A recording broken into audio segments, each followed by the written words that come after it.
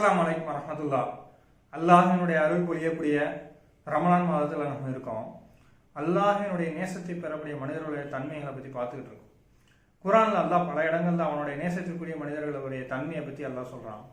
அதே அந்த வரிசையில சூரா ஆல இம்ரான் 3வது அத்தியாயம் 146வது வசனத்துல அல்லாஹ் நபிமார்களை பற்றியும் நபிமார்களுடைய மேற்கொண்ட சிரமங்களை பற்றியும் அல்லாஹ் பேசுறான்.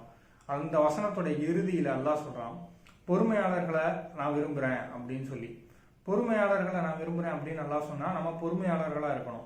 பொறுமையாளர்கள் அப்படின்னா என்ன? பொறுமையை கடைப்பிடிக்கிறது அப்படின்னா, ஒரு விஷயம் நடந்துருச்சு, நமக்கு விருப்பம் இல்லாத ஒரு விஷயம் அல்லது நமக்கு சிரமத்தை தரக்கூடிய ஒரு விஷயம் ஒரு நபர் பண்ணிட்டாரு, அல்ல ஏதோ ஒரு சூழ்நிலையின் காரணமாக அது நடந்துருச்சு அப்படின்னு சொன்னால் அதுக்கான ரியாக்ஷன் எல்லாத்தையும் பண்ணிட்டு கத்தி சண்டை போட்டு கோவப்பட்டு அந்த அந்த விஷயத்துக்கு காரணமாக இருந்த விஷயங்களை போட்டு அந்த மனிதரையோ அல்லது காரணமாக இருந்த விஷயத்தை திட்டி எல்லாம் பண்ணி முடிச்சுட்டு ரைட் ஓகேப்பா நான் பொறுமையாக இருந்துக்கிறேன் அப்படின்னு இருக்கிறது பொறுமை கிடையாது. ஒரு விஷயம் நடந்த உடனே ரைட் அல்லாவுடைய நாட்டப்படி நடந்துருச்சு, நடந்து போச்சு, அடுத்து என்ன செய்யறது அப்படின்னு அந்த இடத்த அப்படியே கடந்து போறாங்க பார்த்தீங்களா?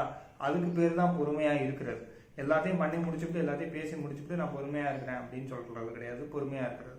இப்படிப்பட்ட பொறுமையாளர்களை நான் விரும்புகிறேன், நான் நேசிக்கிறேன் அப்படின்னு சொல்லி அல்லாஹ் சொல்றான். அத்தகைய பொறுமையாளர்களா அல்லாஹ் உங்களையும் என்னையும் ஆக்குவானா என்று கூறி இந்த காணொலியை முடிச்சுக்கிறேன். அஸ்ஸலாமு அலைக்கும் வரஹ்மத்துல்லாஹி வரகாத்துஹு.